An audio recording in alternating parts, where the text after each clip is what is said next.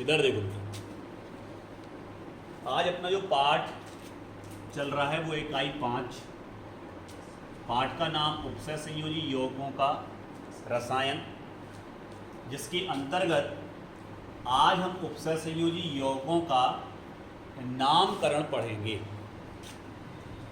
कि उनका नामकरण कैसे किया जाता है। उपसय संयोजी यौगिकों का नामकरण।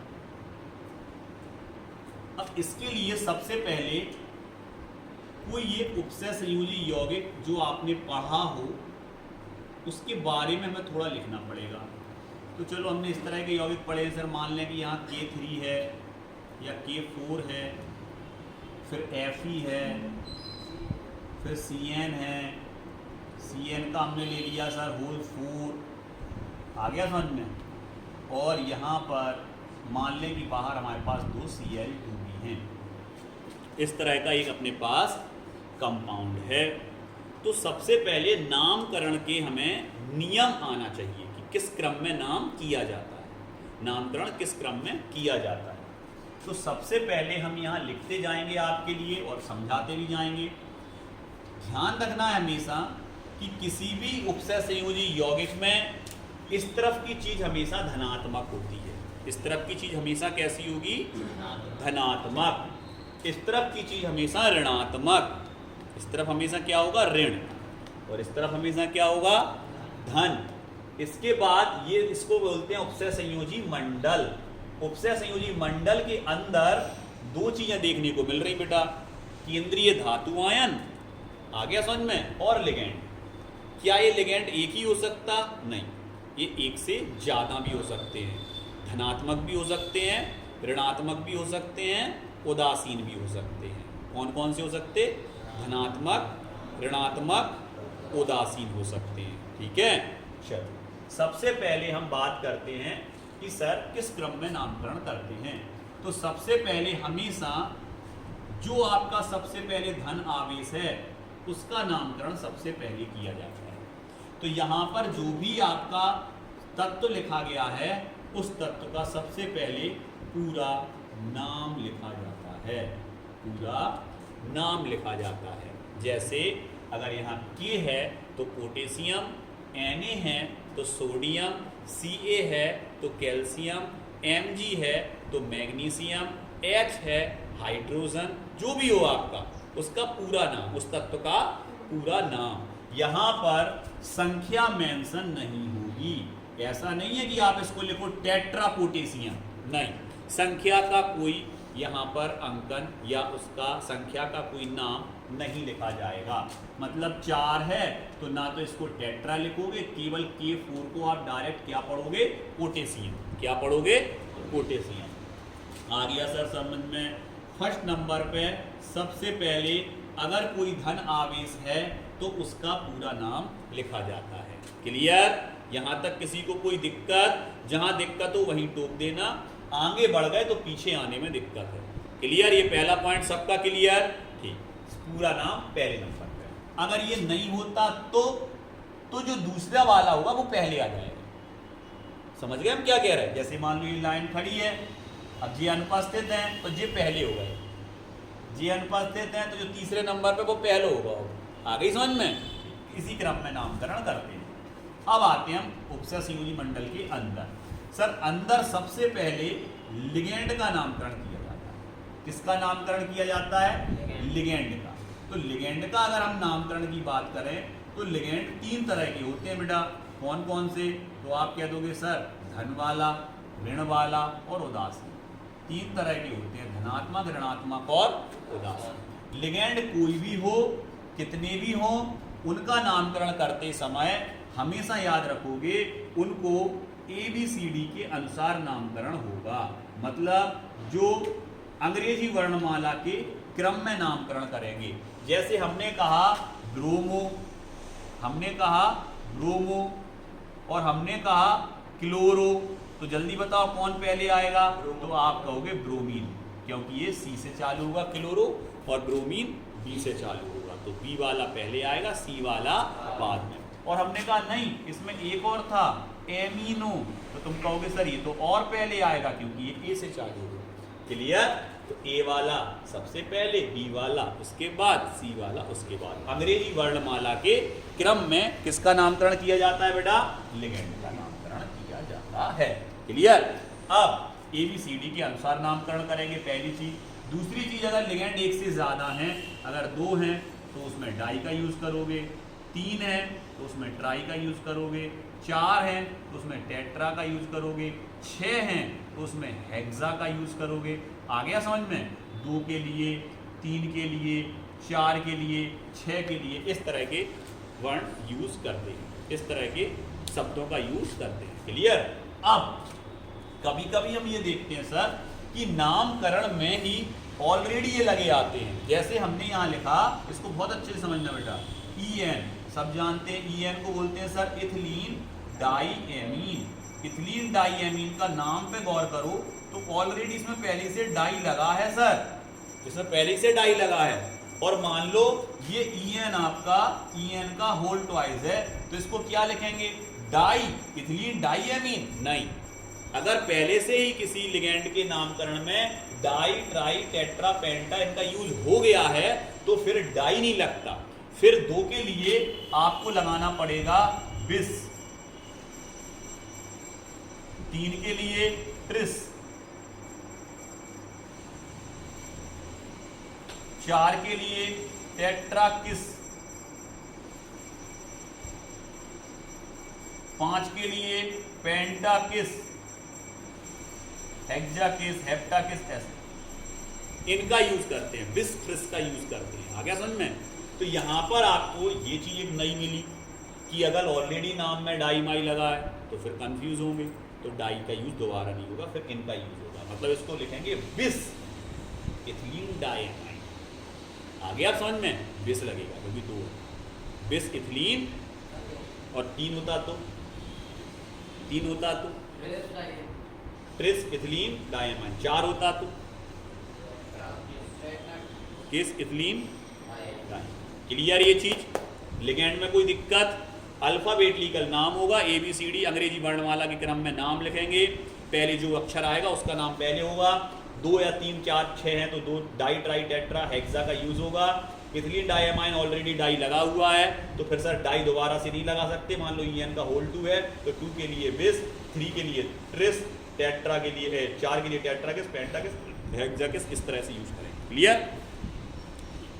अब आते हैं हम लिगेंड खत्म करने के बाद, मतलब ये फर्स्ट नंबर पे, और फिर ये लिगेंड आता है आपका सेकंड नंबर। जब लिगेंड के कंप्लीट पूरे नाम लिख चुके होंगे, एक से ज्यादा है तो सभी लिगेंडों के जब नामकरण पूरे कंप्लीट हो चुके होंगे, उसके बाद फिर हम इसका नामकरण करेंगे। केंद्रीय धातु आयन, सेंट्रल मेटल आयन का यूज करेंगे। केंद्रीय धातु आयन का हमेशा नाम लिखा जाता है जैसा उसका नाम होता है, तो नाम लिख दोगे आप, ठीक है? नाम लिख दोगे पूरा नाम जो भी है, आयरन है, कोबाल्ट है, निकेल है, जो भी उसका नाम है वो नाम लिख देंगे। क्लियर? अब इसके बाद इस पर कितना चार्ज है, इस पर कितना आवेश है, मतलब जैसे मान लें कि Fe पे ऊपर ट्राई पॉजिटिव चार्ज था, तो ये जो इसकी ऑक्सीडेशन स्टेट है, मतलब ऑक्सीकरण जो अवस्था है, इस ऑक्सीकरण अवस्था को हमेशा रोमन लेटर में लिखा जाता है कोष्टक के अंदर। जैसे हमने कहा Fe3 पॉजिटिव आयन के रूप में है, तो आप लिखोगे आयरन और कोष्टक के अंदर लिखोगे थर्ड। इस पर 3 पॉजिटिव हैं, ये थर्ड ये बता रहा है कि इस पर 3 पॉजिटिव है। क्लियर? Iron third. क्लियर? अगर यहाँ पे मान लो Pt के ऊपर 4 पॉजिटिव होता तो क्या लिखते तुम? तो सर हम लिखते प्लेटिनम 4, रोमन लेटर में 4। आ गया समझ में? फर्स्ट सेकंड रोमन लेटर तो आते होंगे ना आप लोगों को, first second third fourth fifth six, हाँ वही। अब यहाँ आ जाओ, लिगेंड के बाद इसका नामकरण पूरा खत्म, बाहर आ गए। क्लियर? जैसे ही बाहर आए तो यहाँ पर आपका ऋणात्मक आयन है सबसे लास्ट में, इसी का ही नामकरण होगा। फर्स्ट हो गया, सेकंड हो गया, ये थर्ड नंबर पे है। अब आ गए अपन फोर्थ नंबर पे, चौथे नंबर पे इसका नामकरण होगा। अब यहाँ पर आप अच्छे से समझ लें कि अगर कोई सिंगल लेटर है, जैसे Cl है, उस पर नेगेटिव चार्ज है ऑक्सीजन है उस पर नेगेटिव चार्ज है, एन है उस पर नेगेटिव चार्ज है, आ गया समझ में। तो इस तरह की अगर कोई आयन आ रहा है तो उन्हें हमेशा आइड करके लिखोगे, आइड, आइड, आ गया सर समझ में। क्लोराइड, ऑक्साइड, नाइट्राइड, क्लियर, अगर वो इस तरफ है तो आइड करके लिखोगे। और अगर सर वो ऐसे हैं, मान लो CO3 पे 2 नेगेटिव, SO4 पे 2 नेगेटिव, NO3 पे 1 नेगेटिव, इस तरह के आयंस हैं, इस तरह के, तो फिर उनको आप 8 करके लिखोगे, 8 करके। मतलब ये कार्बोनेट, सल्फेट, नाइट्रेट, क्लियर, तो 8 करके लिखोगे उनको, क्लियर। हमने लिखा C2O4 पे 2 नेगेटिव, ऑक्सलेट, इस तरह से, इस तरह इनका नाम लिखा जाएगा, क्लियर। संख्या मेंशन यहां भी नहीं होगी, संख्या मेंशन देखो यहां भी नहीं हो रही, तो संख्या मेंशन यहां भी नहीं होगी, क्लियर। केवल क्लोराइड, कार्बोनेट, चाहे वो ऐसे क्यों ना हो, CO3 के नीचे होल ट्वाइस, चाहे ऐसे क्यों ना हो, लेकिन उसको लिखेंगे हम केवल कार्बोनेट ही, डाई कार्बोनेट नहीं लिखना है, डाई माई का यूज कहीं नहीं, ना यहाँ ना यहाँ, डाई ट्राई टेट्रा कुछ नहीं, ओनली नेम। आ गया समझ में, क्लियर, समझ में आ गया अच्छे से। इसका हमेशा पूरा नाम, पूरा नाम के बाद फिर कहाँ आ गए, अंदर, अंदर लिगेंड का नाम किसके अनुसार, अल्फाबेट लीगल ABCD के अनुसार संख्या लगाई जाएगी, 2 3 4 जितने हों। आगे सर डाई ट्राई टेट्रा, अगर नाम में पहले से डाई माई लगा है तो फिर इनका यूज करोगे, बिस ट्रिस टेट्राकिस और पेंटाकिस का यूज करोगे, क्लियर। जैसे ही अगर एक से ज्यादा लिगेंड है तो सबके नाम जब लिख चुके हैं पूरे के, तब उसके बाद इस पे आओगे केंद्रीय धातु आयन पे, केंद्रीय धातु आयन पे बाद में आओगे जब पूरे लिगेंड के नाम लिख चुके हैं, क्लियर, संख्या सहित, क्लियर। फिर केंद्रीय धातु आयन का पूरा नाम लिखा जाएगा, उसकी जो ऑक्सीकरण संख्या है उसको काय में लिखा जाएगा, रोमन अंक में, क्लियर।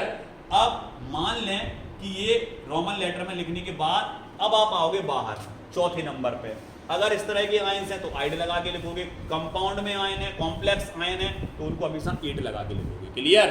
ये हमारा नामकरण का पूरा, हमने आपको उपसर्ग यौगिकों का नामकरण कैसे किया जाता है वो बता दिया। अब इसमें 4 चीजें आपको याद रखनी है, वो कौन कौन सी है, इन लिगेंडों को आप याद रखें। उदासीन, उदासीन लिगेंड में होता है आपका CO, NO, NH3 और H2। सर इसको बोलते हैं हम कार्बोनिल, सर इसको बोलते हैं नाइट्रोसिल, सर इसको बोलते हैं एमीन, और इसको बोलते हैं एक्वा। ये चारों आपको याद रखने हैं, क्लियर, ये चारों आपको याद रखने हैं, क्लियर। अब सुनो, अब अगर ये पूरा नामकरण हमने बना लिया और इस नामकरण के बाद अगर मान लें कि ऊपर कोई चार्ज आ रहा, जैसे मान लो यहां से Cl2 हटा, समझना बेटा, ये Cl2 यहां से हटे, कितने Cl निकल गए, 2 Cl नेगेटिव के रूप में निकल गए, तो इस पूरे पे क्या बचेगा, आप कह दोगे सर इस पर 2 पॉजिटिव बचेगा, क्योंकि इसमें से 2 नेगेटिव चले गए, तो पूरे पे कितना पॉजिटिव बचेगा, 2 पॉजिटिव। अब गौर से देखें तो इस पे आयन आ गए, 2 धन आयन आ गए, तो जब नामकरण हम बनाएंगे और जब हम इसका लास्ट में नाम लिखेंगे ऐसा आयरन थर्ड, आ गया समझ में, और आयरन थर्ड के बाद गौर करना है, आयरन थर्ड के बाद अगर ऊपर आयन लिखा हुआ है तो आयन लिखा जाएगा, क्या सर इतना जो लिखो जगह धन आयन ऋण आयन नहीं, केवल आयन, चाहे ऋण हो चाहे धन हो, केवल क्या लिखा जाएगा, आयन लिखा जाएगा,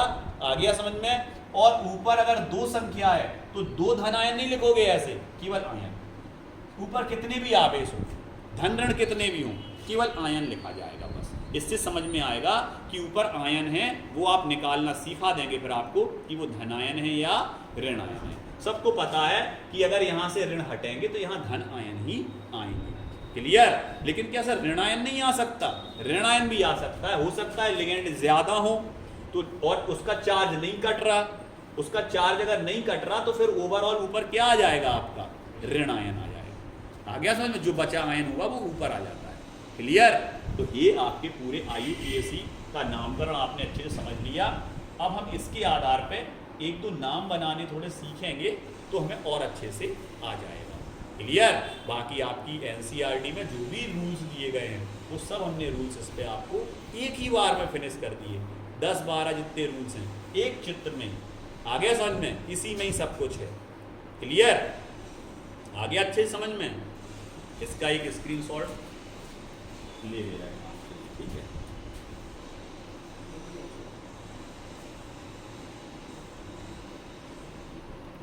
अब इधर देखो बेटा, थोड़ा सा हम इसमें आगे बढ़ते हैं और एक दो नाम बना के देखते हैं, ठीक है। इसको हटा दे नीचे, सब चीज़ें आ गई अच्छी समझ में। बाकी वीडियो में है तो आप बार बार उसको अपने हिसाब से देख सकते हो। बहुत ज़बरदस्त चीज़ थी, इसलिए हमने इसका वीडियो बनाया और आपको भेज देंगे। क्लियर? इधर देखो, अब कुछ नामकरण हम सीख रहे हैं बनाना। चल, सबसे पहले एक सिंपल नेम ले रहे हैं। हमने लिखा NaAgCN का फुल। एक इसमें नोट और लगा दे रहे बेटा, एक पॉइंट छूट रहा, हम नोट और लगा दे रहे हैं उसमें। वो नोट क्या है? नोट ये है कि अगर किसी केंद्रीय धातु आयन के साथ, केंद्रीय धातु आयन के साथ सिर्फ अंदर की तरफ सिर्फ ऋणात्मक लिगेंड हैं, केवल ऋणात्मक लिगेंड हैं। अगर धातु के साथ केवल कौन से लिगेंड है बेटा? ऋणात्मक लिगेंड है अंदर। आ गया समझ में? केंद्रीय धातु आयन के साथ सिर्फ ऋणात्मक लिगेंड हैं तो धातु आयन में, तो धातु में एट शब्द का उपयोग होगा। एट शब्द का उपयोग होगा। मतलब एक दो बताएं सर हमें उदाहरण, कैसे लिखेंगे क्या? जैसे हम समझें, इसको बोलते हैं वैसे फेरिक, फेरिक तो ये हो जाएगा फेरेट, एट लग गया, फेरेट।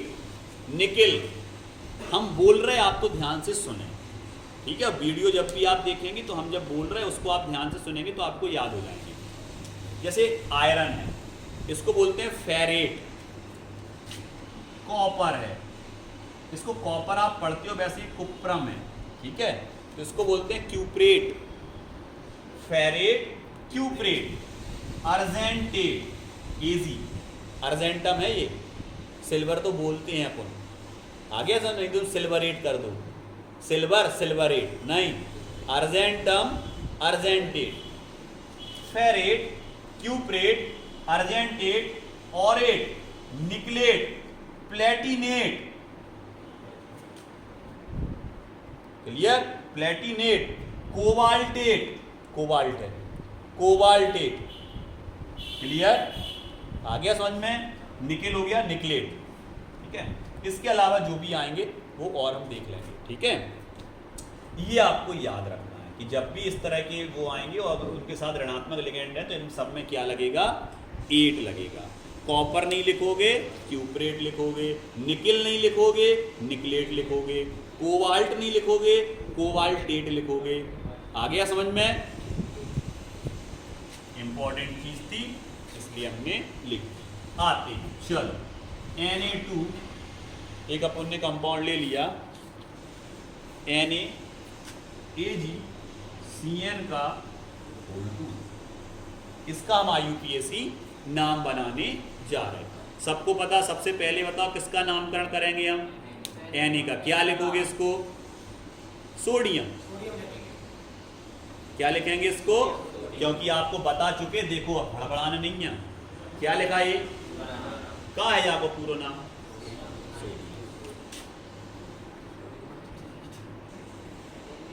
सोडियम।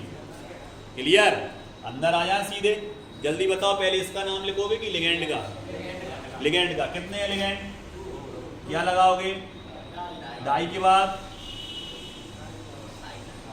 साइनाइडो, सर हमें ये लिगेंड के नाम याद नहीं है, हम लिख के तुम्हें दे देंगे एक कागज पे, तो सभी लिगेंडों के नाम आप याद कर लोगे, ठीक है। साइनाइडो, क्या है इसका नाम? साइनाइडो। इसके बाद देखो क्या आ गया आपका Ag। क्या इसको सिल्वर लिखेंगे? नहीं सर, सिल्वर नहीं लिखेंगे इसको अपन लिखेंगे अर्जेंटेट। क्यों टेट? क्योंकि सर Cn पे होता है नेगेटिव चार्ज, मतलब ये ऋणात्मक है। Cn पे नेगेटिव, और आपने लिखा भी था केंद्रीय धातु आयन के साथ सिर्फ ऋणात्मक लिगेंड है तो धातु आयन में 8 का उपयोग होता है, तो यहाँ पर ऋणात्मक है केवल धातु के साथ, तो इसको लिखेंगे अर्जेंटेट। इस पे कितना चार्ज है, कितना ऑक्सीकरण संख्या है इसकी? आप कहोगे इसकी ऑक्सीकरण संख्या निकाल दे रहे हैं हम, वैसे फर्स्ट आएगा। सर आपने डायरेक्ट कैसे लिख दिया फर्स्ट आएगा? निकाल लिया ना हमने। देखो Na पे कितना धन होता? 1। कितना है Na? 1। तो Na पे 1 धन और 1 संख्या है, प्लस इसका निकालना है, इसको क्या मान लिया? x, प्लस Cn पे कितना माइनस होता है ये लिखा। देखो कितना Cn पे कितना ऋण होता? 1। तो क्या करो, कितने Cn है? 2। तो 2 गुणा माइनस का 1 बराबर 0। क्या आ जाएगा? 1 प्लस एक्स माइनस 2 इक्वल 0। यही आ जाएगा। x इक्वल निकालोगे तो इस तरफ जाएगा तो 2, और ये जाएगा तो -1। x इक्वल क्या आ गया बेटा? +1। क्लियर? निकाल लिया। ये भी निकालना सिखा दिया, ऑक्सीकरण संख्या कैसे निकालते हैं। +1 हमने लिख दिया रोमन लेटर में +1, ऐसे तो लिखते रोमन लेटर में, आपने बताया। नाम में कोई दिक्कत? कोई दिक्कत नहीं सर, धीरे धीरे और अच्छे से आ जाएंगे। अभी एक ही तो बनाया हमने, आ गया समझ में। सोडियम, जितने ज़्यादा नामकरण आप करते हो उतना आपके रूटीन में आ जाता है वो, फिर नाम एकदम करेक्ट होते हैं और बहुत सरल लगने लगते हैं। आ गया समझ में। अभ्यास, अभ्यास से तो sodium di cyanido argentate first. Clear? अब हम आते हैं बेटा अगले अपने नामकरण पे। एक ऐसा नामकरण ले ले रहा है इसमें 2-3 लिगेंड आ जाएं।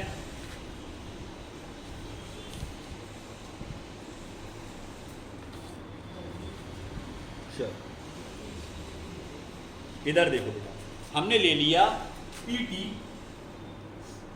NH3 का होल ट्वाइस Cl2, ये ले लिया। अब गौर से देखें इसको, तो इसमें सर आगे तो कुछ है नहीं, तो ये तो गया। तो हमने बोला भी था अगर आगे वाला कोई नहीं है तो दूसरे वाला पहले पे आएगा, बताया था भी दूसरे वाला पहले पे आएगा। तो सर दूसरा वाला कौन सा है? दूसरे वाले में सर 2 है अपने पास। एक तो है ये, अभी भी लिखा होगा, देखो वहां क्या कहते हैं इसको, और इसको क्या बोलते? क्लोराइडो। अभी लिखा तुमने, इसको क्या बोलेंगे? क्लोराइडो। हम लिख के दे देंगे फिर नाम बाद में। अभी इसको क्या बोलते? क्लोराइडो। तो क्लोराइड हो रहा C से चालू, और एमीन हो रहा A से। कौन पहले आएगा? पहले कौन आएगा? पहले कौन आएगा तुमसे पूछ रहे? हाँ,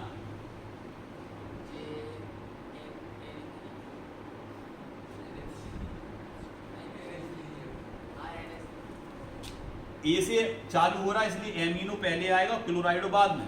तो क्या आएगा आपका? Die amino die क्लोराइडो। अब चूंकि निगेटिव अकेला नहीं है, निगेटिव के साथ साथ कौन सा है? उदासीन है, तो क्या 8 लगेगा? 8 लगेगा क्या? इसको आप प्लेटिनेट पढ़ोगे क्या? क्या पढ़ोगे? केवल प्लेटिनम ओनली, प्लेटिनम। 8 नहीं लगेगा सर, क्योंकि नेगेटिव के साथ उदासीन भी है। प्लेटिनम। अब हमें बस ऑक्सीकरण संख्या लिखनी है रोमन लेटर में। निकालो जरा कितनी आएगी इसकी ऑक्सीकरण संख्या। तो तुम क्या दोगे? सर इसको माना x plus NH3 0 into 2 plus Cl पे होता है सर माइनस का 1, तो 2 गुणा माइनस का 1 बराबर 0। सर ये तो 0 का 0 ही हो गया ना, तो क्या हो गया? x प्लस 0, हटा इसको, हटा ही दो 0 का, आ गया ना। x प्लस माइनस के 2 बराबर 0, x बराबर +2। क्लियर? तो क्या आ जाएगा? सेकंड। ओके सर, नामकरण में आ गया, किस तरह से नामकरण बनाना है। क्लियर?